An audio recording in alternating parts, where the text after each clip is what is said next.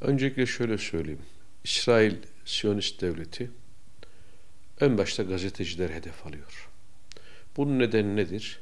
Yapmış olduğu katliamlar gözükmesin. Elektriksiz bıraktığı, susuz bıraktığı, evsiz bıraktığı Filistinlerin sesi dünyaya duyulmasını istiyor. İzole bir biçimde zaten yaşıyor Filistinliler. Dünya kör, dünya sağır. Bunun da üstünde basın mensupları da hiç haber yapmazsa İsrail daha büyük katliam yapacak. Siyonizm daha güçlü gelecek. Onun için medyaya yönelik bir ambargo var. Bunu nasıl yapıyor derseniz, özellikle reklam ajansları var. Maalesef şunu kabul edelim. Dünyadaki büyük üretici markaların birçoğu Yahudi asıllı Siyonizme hizmet eden kuruluşlar.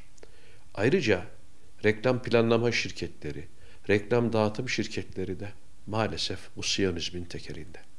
O yüzden medya mensupları iki kez ambargo altında. Birisi ekonomik ambargo ve reklam vermiyor. Siz yayın yapamıyorsunuz.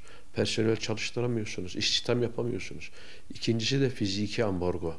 Silah sıkıyor. Katliam yapıyor. Bomba atıyor. Gaz sıkıyor. Böyle büyük bir katliamı dünyada hiçbir devlet yapmıyor.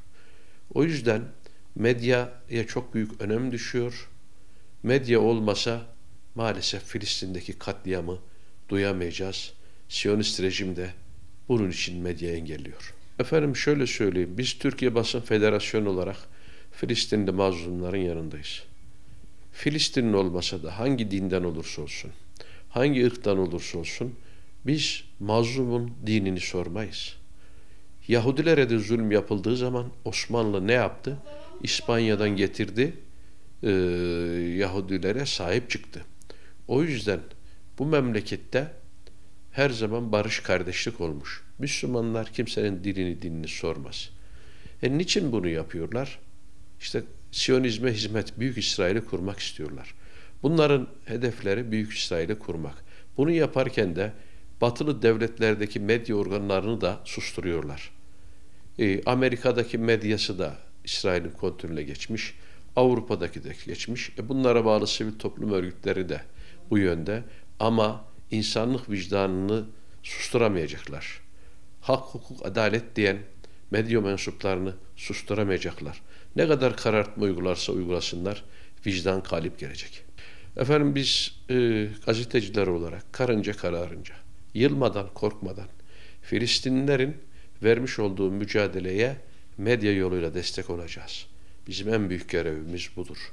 Bir kötülük gördüğümüz zaman elimizle, elimizde yetmiyorsa dilimizle, dilimizde yetmiyorsa kalbimizle buğz etmeliyiz.